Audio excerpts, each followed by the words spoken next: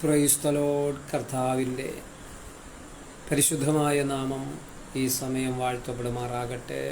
വീണ്ടും ഒരു പ്രാവശ്യം കൂടെ ട്രിനിറ്റി ഇൻ്റർനാഷണൽ പ്രയർ മിനിസ്ട്രി എന്ന ഈ ഫേസ്ബുക്ക് ഗ്രൂപ്പിൽ കൂടി ദൈവവചനം ചിന്തിക്കുവാൻ കർത്താവ് ഒരുക്കിയ നല്ല അവസരങ്ങൾക്കായി സ്തോത്രം ചെയ്യുന്നു. എല്ലാ വ്യാഴാഴ്ചയും രാത്രി 9:30 മുതൽ 10 മണി വരെയുള്ള സമയങ്ങളിൽ നടത്തപ്പെടുന്ന ഈ ദൈവവചന ചിന്തയിലേക്ക് ഏവരെയും സ്വാഗതം ചെയ്യുന്നു. ദൈവമെല്ലാവരെയും ധാരാളമായി അനുഗ്രഹിക്കട്ടെ. നമ്മൾ ചിന്തിച്ചു കൊണ്ടിരിക്കുന്നത് യോഹന്നാൻ്റെ സുവിശേഷമാണല്ലോ. യോഹന്നാൻ്റെ സുവിശേഷം 5-ാമത്തെ അധ്യായം, അതിൻ്റെ 39-ാമത്തെ വാക്യം.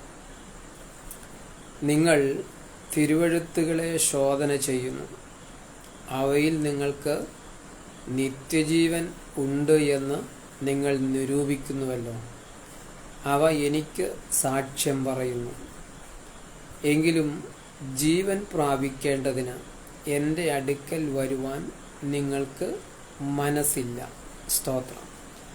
പരിശുദ്ധ പിതാവേ, സ്വർഗ്ഗ നല്ല ദൈവമേ, നല്ല സമയത്തിനായി സ്തോത്രം.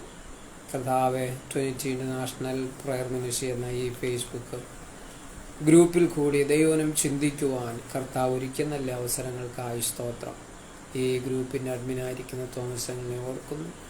മറ്റെല്ലാ പ്രിയപ്പെട്ടവരെ ഓർത്ത് ദൈവത്തെ സ്തുതിക്കുന്നു. ഈ ലൈവിൽ കൂടി എന്നെ ശ്രദ്ധിക്കുവാൻ പോകുന്ന എല്ലാവരെയും കർത്താവ് ധാരാളമായി അനുഗ്രഹിക്കട്ടെ. കർത്താവെ, ദൈവവചന ചിന്ത ഞങ്ങളുടെ ജീവിതത്തിൽ അനുഗ്രഹമായി തീരുവാൻ സ്വർഗമിടയാക്കണമെന്ന് പ്രാർത്ഥിക്കുന്നു. ദൈവകരങ്ങളിൽ ഏൽപ്പിക്കുന്നു. യേശു കർത്താവിൻ നാമത്തിൽ കേൾക്കണം പിതാവേ. Amen. Praise the lord. Hallelujah. സ്തോത്രം. ഒരിക്കൽ കൂടി എല്ലാവർക്കും സ്നേഹവന്ദനത്തെ അറിയിക്കുന്നു. കർത്താവ് ധാരാളമായി അനുഗ്രഹിക്കട്ടെ. യോഹന്നാന്റെ സുവിശേഷം 5-ാമത്തെ അധ്യായം, അതിൻ്റെ 39-40 വാക്യമാണ് ഇവിടെ വായിച്ചത്. നിങ്ങൾ തിരുവെഴുത്തുകളെ ശോധന ചെയ്യുന്നു, അവയിൽ നിങ്ങൾക്ക് നിത്യജീവൻ ഉണ്ട് എന്ന് നിങ്ങൾ നിരൂപിക്കുന്നുവല്ലോ. അവ എനിക്ക് സാക്ഷ്യം പറയുന്നു. എങ്കിലും ജീവൻ പ്രാപിക്കേണ്ടതിന് എൻ്റെ അടുക്കൽ വരുവാൻ നിങ്ങൾക്ക് മനസ്സില്ല എന്ന് കർത്താവായ യേശു ക്രിസ്തു പറയുകയാണ്. നിങ്ങൾ തിരുവെഴുത്തുകളെ ശോധന ചെയ്യുന്നു. തിരുവെഴുത്ത് എന്ത് ചെയ്യുന്നു? പരിശോധിക്കുന്നു. തിരുവെഴുത്ത് എന്ത് ചെയ്യുന്നു? പഠിക്കുന്നു. തിരുവെഴുത്ത് എന്ത് ചെയ്യുന്നു?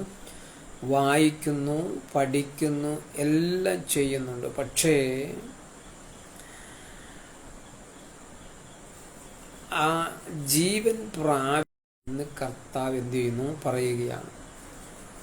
യഹൂദന്മാരെ സംബന്ധിച്ചിടത്തോളം തിരുവെഴുത്ത് അവർ എന്ത് ചെയ്യുന്നു? പഠിക്കുന്നു, വായിക്കുന്നു. പക്ഷേ ആ തിരുവെഴുത്തിനനുസരിച്ച് എന്ത് ചെയ്തില്ല? യഹൂദന്മാർ ജീവിച്ചില്ല എന്ന് നമുക്ക് കാണാൻ കഴിയും. വിരലിലെണ്ണാവുന്ന ചിലർ മാത്രമേ എന്ത് ചെയ്തിട്ടുള്ളൂ? ദൈവത്തിൻ്റെ ന്യായപ്രമാണം അനുസരിച്ച് ജീവിച്ചതായി നമുക്ക് മനസ്സിലാക്കാൻ കഴിയും. ഉൽപ്പത്തി പുസ്തകത്തിൽ യോസഫിനെ നമുക്ക് കാണാൻ കഴിയും. യോസഫിൻ്റെ ജീവിതത്തിൽ മറ്റ് കുറ്റമോ കുറവോ ഒന്നും എന്ത് ചെയ്തിട്ടില്ല? രേഖപ്പെടുത്തിയിട്ടില്ല. അപ്പോൾ ഇസ്രായേലിനെ സംബന്ധിച്ചിടത്തോളം അവരെ സംബന്ധിച്ച് അവർ തിരുവെഴുത്ത് എന്ത് ചെയ്യും? കീറി മുറിച്ച് പഠിക്കും. പക്ഷേ തിരുവെഴുത്ത് പറയുന്നത് പോലെ അവരെന്ത് ചെയ്യാറില്ല? ജീവിക്കാറില്ല. ദൈവം അവരെ പ്രവാസത്തിലേക്ക് അയച്ചതും ദൈവവചനം, തിരുവെഴുത്ത് അവർ അനുസരിക്കാത്തത് കൊണ്ടാണ് അവരെന്ത് ചെയ്തത്? പ്രവാസത്തിലേക്ക് പോകേണ്ടതായി വന്നത്. ദൈവവചനം അവർക്കുള്ളതുപോലെ അവരനുസരിച്ച് ജീവിച്ചിരുന്നെങ്കിൽ അവർ ഒരിക്കലും എന്ത് ചെയ്യത്തില്ല? അന്യരാജ്യങ്ങളുടെ അടിമത്തത്തിലേക്ക് അടിമനുഖം ഏൽക്കേണ്ടി വരികയില്ലായിരുന്നു. അത്ര സ്നേഹവാനായ ദൈവമായിരുന്നു ഇസ്രായേലിനെ വഴി നടത്തിക്കൊണ്ടിരുന്നത്. ഇസ്രായേൽ ജാതിക്ക് അങ്ങനെ തന്നെ സംഭവിക്കട്ടെ, അങ്ങനെ തന്നെ വേണം എന്ന് പറഞ്ഞപ്പോൾ, ഇസ്രായേലിനെ പരിഹസിച്ചപ്പോൾ, ഇസ്രായേലിൻ്റെ ദൈവമായിരിക്കുന്ന യഹോവ ജാതികളുടെ മേൽ ന്യായവിധി അയച്ചു. അപ്പോൾ ഇസ്രായേലിനെ തൊടാൻ ദൈവം എന്ത് ചെയ്യത്തില്ല? ആരെയും അനുവദിക്കത്തില്ല. ദൈവം അനുവദിച്ചല്ലാതെ ഇസ്രായേലിനെ തൊടാൻ ആർക്കും അനുവാദമില്ല. ദൈവം അനുവദിച്ചത് കൊണ്ടാണ് ഹിറ്റ്ലർ എന്ത് ചെയ്തത്? ഇസ്രായേലിനെ, യഹൂദ ജാതിയെ എന്ത് ചെയ്തത്? ഹീനമായി പീഡിപ്പിക്കുവാനിടയായി തോന്നുന്നത്. ഗ്യാസ് ചേംബറുകളിലും ഒക്കെ എന്ത് ചെയ്തതാണ്? കൊന്നുകളയാനിടയായി തീർന്നത് ദൈവം അനുവദിച്ചിട്ടാണ്. കാരണം യേശുവിനെ എന്ത് ചെയ്തു? ക്രൂശിക്കുന്ന സമയത്ത്, വിസ്തരിക്കുന്ന സമയത്ത് യഹൂദന്മാർ വിളിച്ചു പറഞ്ഞു, അവൻ്റെ രക്തം ഞങ്ങളുടെ മേലും ഞങ്ങളുടെ മക്കളുടെ മേലും വരട്ടെ. അതെന്ത് ചെയ്തു? അത് അക്ഷരം പ്രതി അവൻ്റെ രക്തത്തിൻ്റെ ആ വില യഹൂദന്മാർ അനുഭവിക്കേണ്ടതായിട്ട് വന്നു. സ്തോത്രം.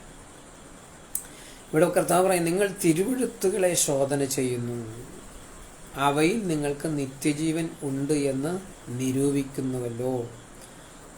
അവ എനിക്ക് സാക്ഷ്യം പറയുന്നു. നിങ്ങൾ തിരുവെഴുത്തുകളെ ശോധന ചെയ്യുന്നു,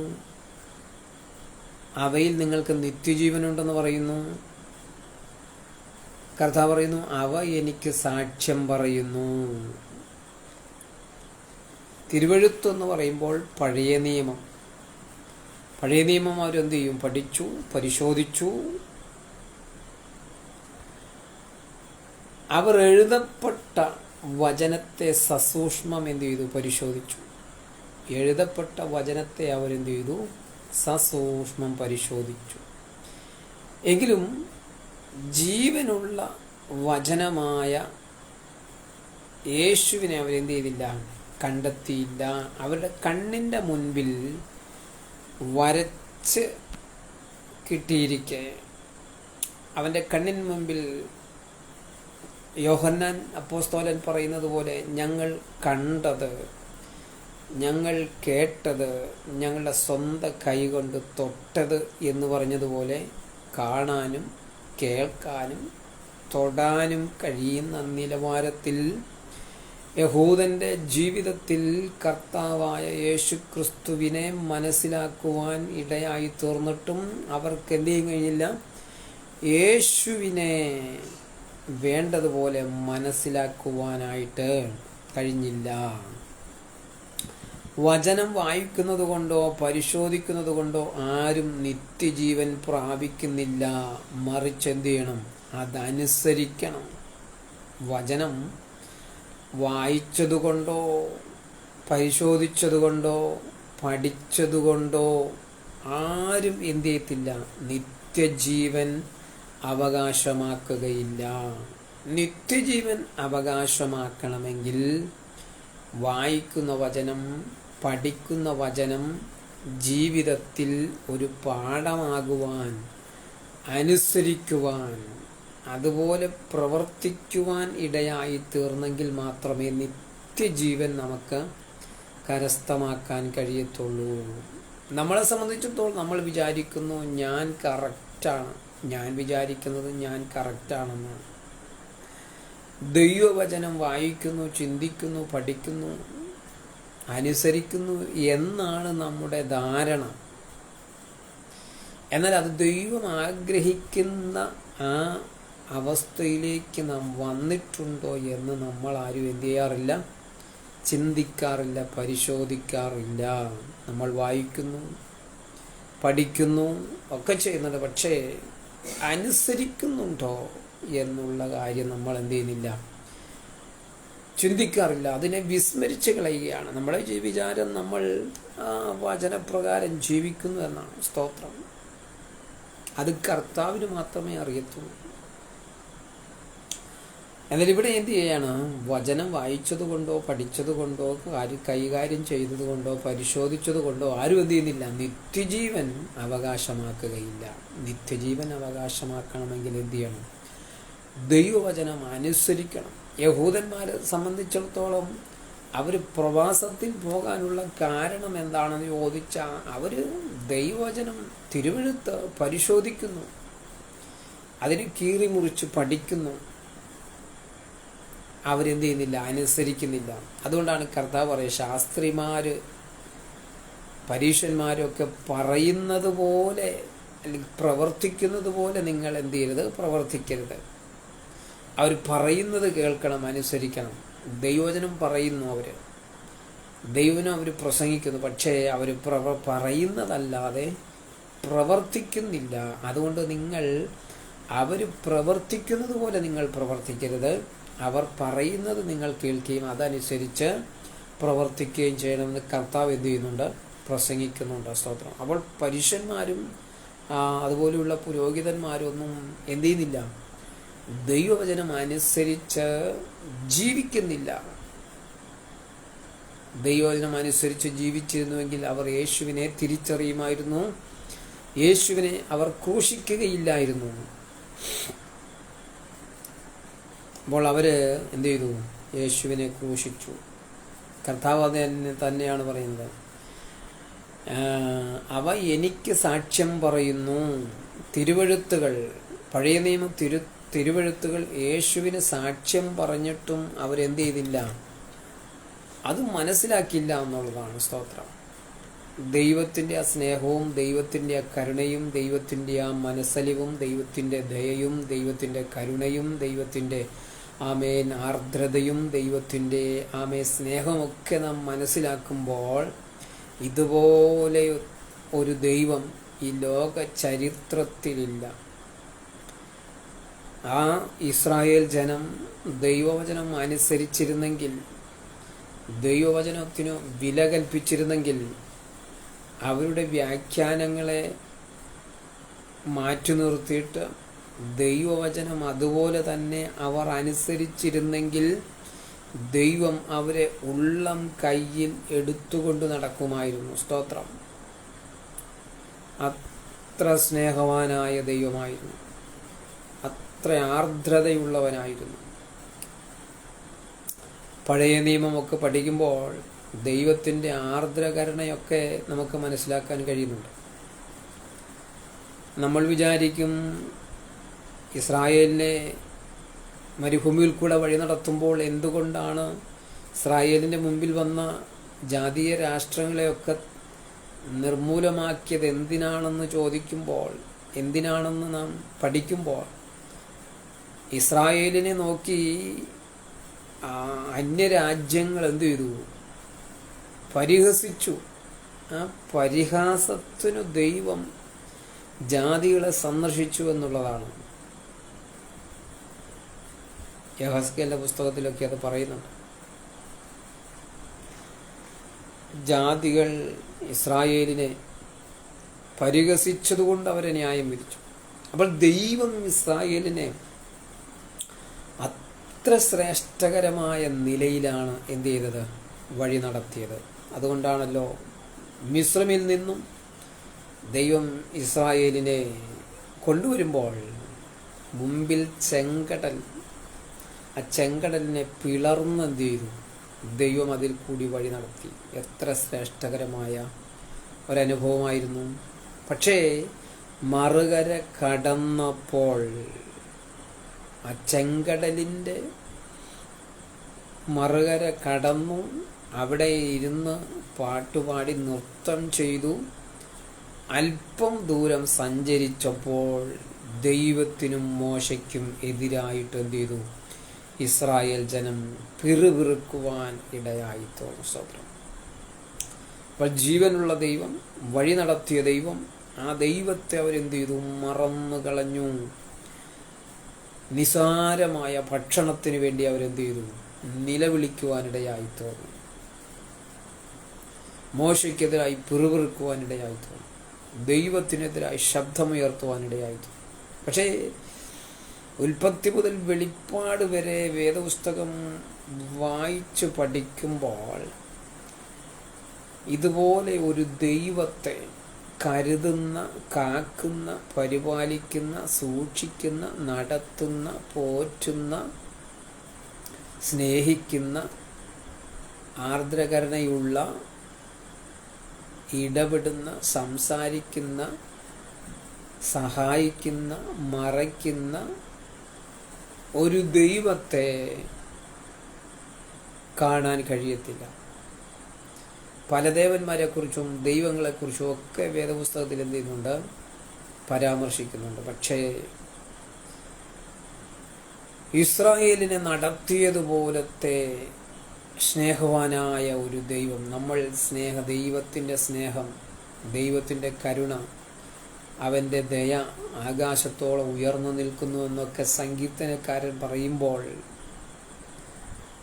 ആകാശം മാത്രമാണ് ആ സങ്കീർത്തനക്കാരൻ്റെ കണ്ണിൻ മുൻപിൽ എത്തുന്നത്. അതിനപ്പുറത്തേക്കുള്ള കാഴ്ച അവന് കാണാൻ കഴിയുന്നില്ല. അതുകൊണ്ട് അത്രയും വിസ്താരമാണ്, അത്രയും വലിയതാണ് ദൈവസ്നേഹമെന്നാണ് പറയുന്നത്. സ്തോത്രം. അപ്പോൾ അത്ര വലിയ, അത്ര ശ്രേഷ്ഠകരമായിരിക്കുന്ന സ്നേഹമുള്ള ദൈവമായിരുന്നു ഇസ്രായേലിനെ മരുഭൂമിയിൽ കൂടെ നടത്തിയത്. എന്നിട്ടും അവരെന്ത് ചെയ്തു? പിറുപിറുത്തു. എന്നിട്ടും അവർ കാളക്കുട്ടികളെ എന്ത് ചെയ്തു? വാർത്തുണ്ടാക്കി, അതിനെ ആരാധിച്ചു. എത്ര ആമേൻ, പ്രൈസ് ദി ലോർഡ്, അത്ഭുതകരമായ നിലയിലാണ് ദൈവം ജനത്തെ നടത്തിയത്. Price the Lord. ഇസ്രായേൽ ജനം ദൈവത്തെ ഉള്ളതുപോലെ ബഹുമാനിക്കുകയും ആരാധിക്കുകയും സ്നേഹിക്കുകയും അനുസരിക്കുകയും ചെയ്തിരുന്നെങ്കിൽ, സ്തോത്രം, ദൈവം അവരെ ശ്രേഷ്ഠകരമായ നിലയിൽ വഴി നടത്തുമായിരുന്നു. അവർ പലപ്പോഴും തെറ്റിപ്പോകുമ്പോഴാണ് ബാബേൽ രാജാവും മേദ്യ പാർസികളും റോമും ഗ്രീസും എല്ലാം എന്ത് ചെയ്തത്? ഇസ്രായേലിനെ ആക്രമിച്ച് കീഴ്പ്പെടുത്തുവാനിടയായി തീർന്നത്. ഇസ്രായേൽ ജനത്തിൻ്റെ അവിശ്വസ്തതയും ഇസ്രായേൽ ജനം ദൈവത്തെ തള്ളിക്കളഞ്ഞതും എല്ലാം അതിന് കാരണമായി തീർന്നു. സത്യം. എങ്കിലും ദൈവം അവരെ എന്ത് ചെയ്യുന്നില്ല? ഉപേക്ഷിച്ച് കളയുന്നില്ല. ഒരു ശേഷിപ്പ് ഇനിയും ഉണ്ട്. ഈ ഇപ്പോഴുള്ള ശേഷിപ്പിൽ പകുതി മുക്കാൽ ഭാഗവും എന്ത് ചെയ്യും? മഹോദ്രവ സമയത്ത് നശിച്ചു പോകും, നഷ്ടപ്പെട്ടു പോകും, അല്ലെങ്കിൽ യുദ്ധത്തിൽ കൊല്ലപ്പെടുവാൻ ഇടയുണ്ട്. എങ്കിലും ദൈവം ഒരു ശേഷിപ്പിനെ എന്ത് ചെയ്യും? നിലനിർത്തുവാനായിട്ട് ഇടയായിത്തീരും.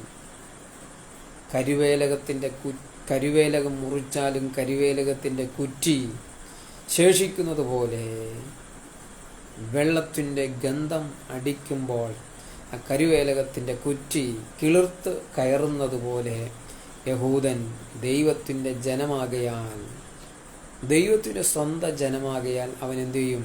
അവൻ ആ കിളിർത്ത് കയറുവാനിടയായിത്തീരും. 40-ാമത്തെ വാക്യം പറയുന്നു, എങ്കിലും ജീവൻ പ്രാപിക്കേണ്ടതിന് എൻ്റെ അടുക്കൽ വരുവാൻ നിങ്ങൾക്ക് മനസ്സില്ല. ജീവൻ പ്രാപിക്കേണ്ടതിന് യേശുവിൻ്റെ അടുക്കൽ വരുവാൻ മനസ്സില്ല. അവർ ദൈവത്തിൻ്റെ വചനം പരിശോധിക്കുന്നു, എല്ലാം ശരിയാണ്, പക്ഷേ യേശുവിൻ്റെ അടുക്കലേക്ക് അവരെന്ത് ചെയ്യുന്നില്ല? വരുന്നില്ല. യഹൂദന്മാരുടെ അവിശ്വാസത്തിന് കാരണം തെളിവിൻ്റെ അഭാവമല്ല. യഹൂദന്മാരുടെ അവിശ്വാസത്തിന് കാരണം തെളിവിൻ്റെ അഭാവമല്ല, ദൈവത്തോടുള്ള സ്നേഹത്തിൻ്റെ അഭാവമാണ്. അവർക്ക് വിശ്വസിക്കാൻ തക്കതായ തെളിവും സകല കാര്യങ്ങളും ഉണ്ടായിരുന്നു എങ്കിലും അവരെന്ത് ചെയ്തില്ല? ദൈവത്തെ സ്നേഹിച്ചില്ല. ദൈവത്തോടുള്ള സ്നേഹം അവരെന്ത് ചെയ്തില്ല? ജീവിതത്തിൽ പുലർത്തിയില്ല.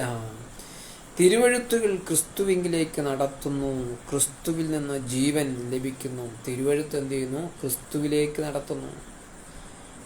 ഉൽപ്പത്തി മുതൽ വെളിപ്പാട് പുസ്തകം വരെ പഠിക്കുമ്പോൾ അതിനകത്ത് കാണാൻ കഴിയുന്ന ഏറ്റവും പ്രധാനപ്പെട്ട വിഷയം എന്ന് പറയുന്നത് യേശുക്രിസ്തുവാണ്. യേശുക്രിസ്തുവിനെ കുറിച്ച് ഉൽപ്പത്തി മുതൽ നമുക്ക് യേശുക്രിസ്തുവിനെ കാണാൻ കഴിയും. പഴയ നിയമത്തിൽ തിരുവെഴുത്തുകളിൽ യേശുക്രിസ്തുവിനെ കാണാൻ കഴിയും. യേശുക്രിസ്തു എല്ലാ പുസ്തകങ്ങളിലും എല്ലാ ഗ്രന്ഥങ്ങളിലും എന്ത് ചെയ്യുകയാണ്? യേശുക്രിസ്തു ആമേൻ മുഴച്ചു നിൽക്കുകയാണ്. യേശുക്രിസ്തുവിനെ എടുത്തു പറയുകയാണ്. യേശുക്രിസ്തുവാണ്, അല്ലെങ്കിൽ ആ യേശുക്രിസ്തുവിനെ വെളിപ്പെടുത്തുവാൻ വേണ്ടിയാണ് എന്ത് ചെയ്യുന്നത്? ഈ ഗ്രന്ഥങ്ങളെല്ലാം എഴുതുവാൻ ഇടയായി തീർന്നത്. സ്തോത്രം. ഉൽപ്പത്തി പുസ്തകത്തിൽ ക്രിസ്തുവിന് പ്രതിരൂപങ്ങളായിട്ട് നിഴലുകളായിട്ടൊക്കെ എന്ത് ചെയ്യുന്നുണ്ട്? പറയുന്നുണ്ട്.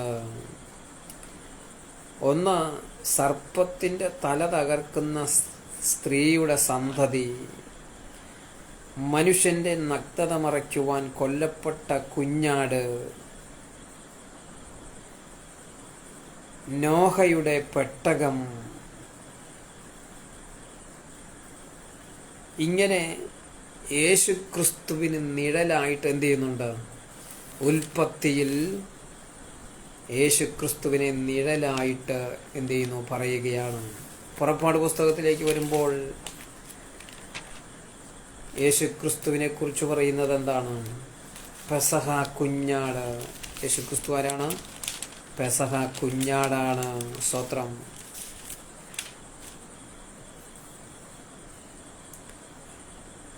പുറപ്പാട് പുസ്തകം 12:1-20 പെസഹ കുഞ്ഞാട് ക്രിസ്തുവിൻ്റെ വ്യക്തമായ ചിത്രമാണ് നൽകുന്നത്.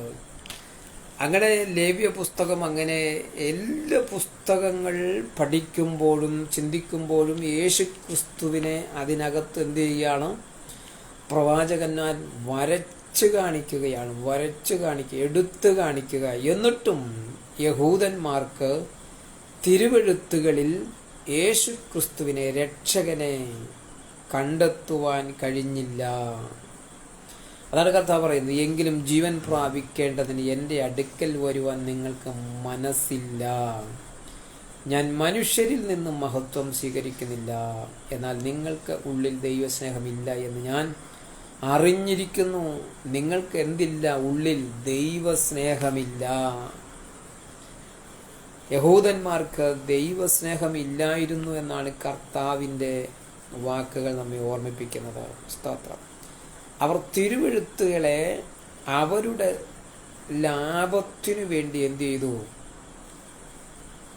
പ്രയോഗിച്ചു, അല്ലെങ്കിൽ വ്യാഖ്യാനിച്ചു. യെഹെസ്കേലിന്റെ പുസ്തകത്തിൽ ആണെന്ന് തോന്നുന്നു, ശാസ്ത്രിമാരുടെ കള്ള എഴുത്തുകോൽ അതിനെ മാറ്റിക്കളഞ്ഞു എന്ന് പറയുന്നു. അത് വെച്ചുകൊണ്ടാണ് ചിലർ പറയുന്നത് വേദപുസ്തകം തിരുത്തപ്പെട്ടു എന്ന്. അവിടെ പറയുന്നത് കള്ള എഴുത്തുകോൽ, ശാസ്ത്രിമാരുടെ കള്ള എഴുത്തുകോൽ വേദപുസ്തകത്തെ തിരുത്തി എന്നല്ല, ദുർവ്യാഖ്യാനം ചെയ്തു എന്നാണ് പറയുന്നത്. ദുർവ്യാഖ്യാനം ചെയ്തു, തിരുത്തിയില്ല അവർ, പക്ഷെ അവർ ദുർവ്യാഖ്യാനം ചെയ്തു. അതാണ് മത്തായി എഴുതിയ സുവിശേഷത്തിൽ പറയുന്നത്, ഖുർബാൻ, വഴിപാട് അപ്പനും അമ്മയ്ക്കും ഉപകാരമായി വരേണ്ടത്, അല്ലെങ്കിൽ അവർക്ക് ചെലവ് ചെയ്യേണ്ടത്, അവരെ സംരക്ഷിക്കേണ്ടത്, ആ തുക ഞാൻ വഴിപാടായി കൊടുത്തു. വഴിപാട് പള്ളിയിൽ പുരോഹിതന്മാർക്ക് കൊടുത്തതുകൊണ്ട് ഇനി എന്ത് ചെയ്യണ്ട? അപ്പനെയും അമ്മയെയും സംരക്ഷിക്കണ്ട. അത് നിങ്ങൾക്കെന്തായി? നിങ്ങൾക്ക് അതൊരനുഗ്രഹമായി, നിങ്ങൾക്ക് ഏറിയ പ്രതിഫലം കിട്ടും. അതുകൊണ്ട് നിങ്ങൾ ഇത് വഴിപാടായി ദൈവാലയത്തിൽ കൊടുക്കാൻ എന്ത് ചെയ്തു? അന്നത്തെ ശാസ്ത്രിമാരും പുരോഹിതന്മാരും പരീശന്മാരും സാധുജനങ്ങളെ പഠിപ്പിച്ചു. നിങ്ങൾക്ക് ഉപകാരമായി വരേണ്ടത് ഖുർബാൻ, അപ്പനെ അമ്മയെയും സംരക്ഷിക്കേണ്ട, അവർക്ക് ചെയ്യേണ്ട കാര്യങ്ങളുടെ തുക എടുത്ത് ദൈവാലയത്തിൽ കൊടുക്കുക.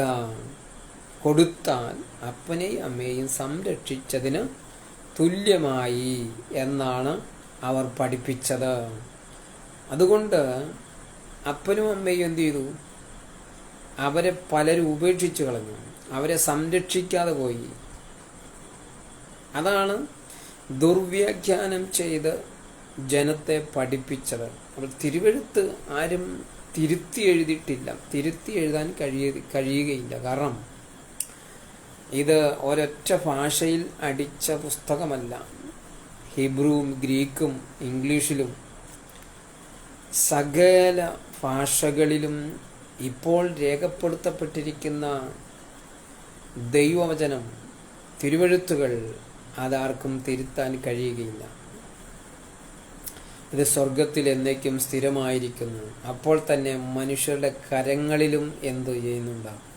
ഈ തിരുവെഴുത്തിൻ്റെ ഭാഗങ്ങളുണ്ട്. അതുകൊണ്ട് ഇതിനെ തിരുത്താൻ കഴിയത്തില്ല. ഒറ്റ ഭാഷയിലൊക്കെയാണ് എഴുതിയെങ്കിൽ അതിനെ തിരുത്താമായിരുന്നു. അതുകൊണ്ട് വേദപുസ്തകം ലോകത്തുള്ള എഴുത്തുള്ള സകല ലിപികളിലും എഴുതിയിട്ടുണ്ട്. അതുകൊണ്ട് ഈ പുസ്തകം തിരുത്തുക എന്നുള്ളത് എളുപ്പമുള്ള കാര്യമല്ല. അതുകൊണ്ട് തിരുവെഴുത്ത് ആരും എന്ത് ചെയ്തില്ല? തിരുത്തിയിട്ടില്ല. തിരുവെഴുത്ത് തിരുത്താതെ അതിനെ എന്ത് ചെയ്തു?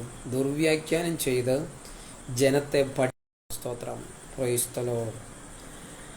അപ്പോൾ കർത്താവ് പറയുകയാണ്, എങ്കിലും ജീവൻ പ്രാപിക്കേണ്ടതിന് എൻ്റെ അടുക്കൽ വരുവാൻ നിങ്ങൾക്ക് മനസ്സില്ല.